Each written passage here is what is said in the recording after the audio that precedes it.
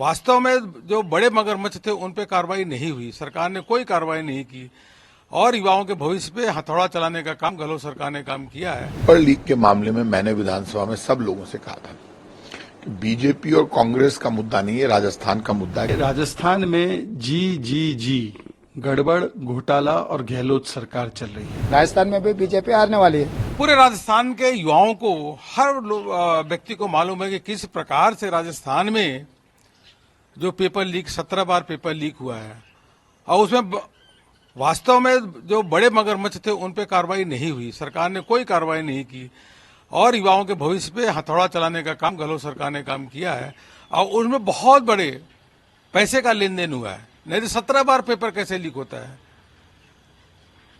और यह जो कार्रवाई हो रही है, अपने जो भी इनपुट होगा उसके आधार पे सब स्वतंत्र एजेंसीज हैं अपना कार्रवाई कर रही हैं। सभी को स्वागत करना चाहिए कि अगर निर्दोष है तो नहीं फंसेंगे, अगर गलत है तो जरूर फंसेंगे। राजस्थान की जनता जानती है कि पेपर लीक में बहुत बड़े पैमाने पे घोटाला हुआ है और उसमें सरकार के बड़े बड़े लोग, मंत्री से लेकर बड़े बड़े लोग उसमें इन्वॉल्व थे। जहां भी इलेक्शन होते हैं इस तरह की कार्रवाई होती है, ये कोई नई बात नहीं है। जब इलेक्शन होगा तो कांग्रेस के प्रदेश अध्यक्ष और कांग्रेस नेताओं के ऊपर ईडी की कार्रवाई होगी, ये पूरा देश जानता है और ये बात पहले चीफ मिनिस्टर अशोक गहलोत जी कह चुके हैं। अब आज ये कार्रवाई हुई है, ये कार्रवाई उनका राइट है, कार्रवाई करने का उन्होंने राइट है। तो वो किस इश्यूज पे किए, क्या किए, सामने तो आए। क्या कहना चाहते हैं, ईडी वाले खुद तो प्रेस के सामने आते नहीं है, तो वो आके जब पूरा उनको सम्मान मिलेगा, क्या उनसे पूछताछ कर रहे हैं, क्या बात थी, क्या कारण था, पता चले किस मामले में की कार्रवाई। बताया जा रहा है पेपर लीक मामले में गोविंद सिंह डोटासरा। इस पेपर लीक के मामले में मैंने विधानसभा में सब लोगों से कहा था कि बीजेपी और कांग्रेस का मुद्दा नहीं है, राजस्थान का मुद्दा है। जितने पेपर लीक हुए वो पेपर लीक किसने पकड़े? राजस्थान की पुलिस ने। राजस्थान की पुलिस, मुख्यमंत्री खुद होम मिनिस्टर है, तो मुख्यमंत्री की नॉलेज में था, उन्होंने सब जगह पेपर लीक होने पर स्ट्रिक्टली कहा कि कहीं पेपर लीक नहीं होना चाहिए, तो डिजर्विंग बच्चे उनका सिलेक्शन होना चाहिए। हमने कोई गुनाह नहीं किया, हमने एक बड़ा काम किया, पेपर लीक को पकड़ा और पकड़कर लोगों को जेल भेजा, उम्र कैद की सजा का प्रावधान किया। आज भी कह रहा हूं, पेपर लीक के मामले में कांग्रेस बहुत सख्त है। कांग्रेस की सरकार देश में पहली ऐसी सरकार जिसने पेपर लीक में सबसे ज्यादा कार्रवाई की है, करप्शन में सबसे ज्यादा कार्रवाई की है। हमारी कार्रवाई लगातार जारी रहेगी। राजस्थान में जी गड़बड़ घोटाला और गहलोत सरकार चल रही है और मुझे लगता है कि आजादी के बाद सबसे भ्रष्ट सरकार बनने का अगर किसी को लेबल लगेगा तो वो इसी सरकार को लगेगा। ऐसा कौन सा विभाग है जहां पर गहलोत सरकार ने भ्रष्टाचार नहीं किया है? खनन विभाग हो तो वहां पर घोटाला, खनन माफिया, खनन मंत्री को उन्हीं के विधायक कहते हैं।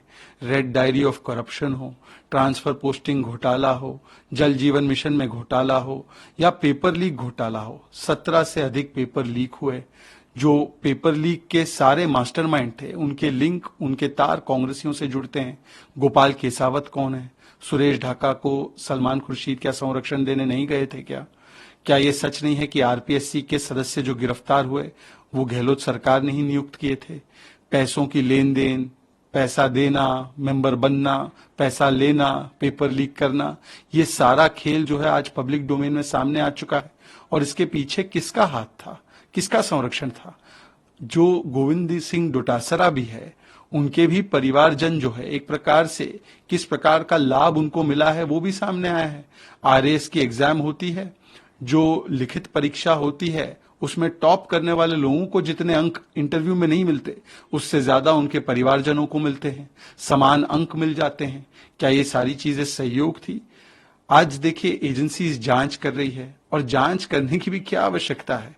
जहां पर आप नजर घुमाओ राजस्थान में आपको भ्रष्टाचार के प्रमाण मिल जाते हैं। कभी सोने की ईंटें योजना भवन में मिलती हैं, कभी नोट की पर्चियां कहीं मिल जाती हैं, कहीं चांदी निकल रहा है, कहीं पैसों की गड्डी निकल रही है लॉकर से।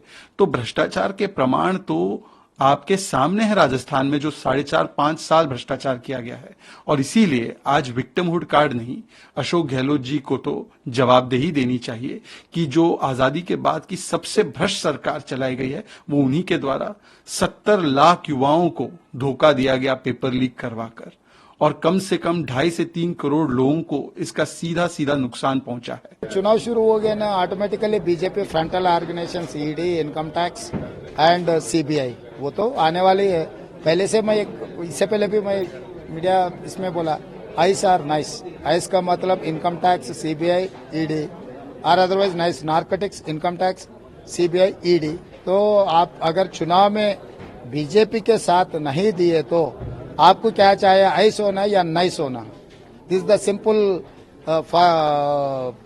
Thing they are saying, simple. तो ये ऐसे ही ये कोशिश करते, कर्नाटक में भी यही कोशिश की मगर चुनाव तो नहीं जीत सका। राजस्थान में भी ये कोशिश जारी रहेंगे, राजस्थान में भी बीजेपी हारने वाली है।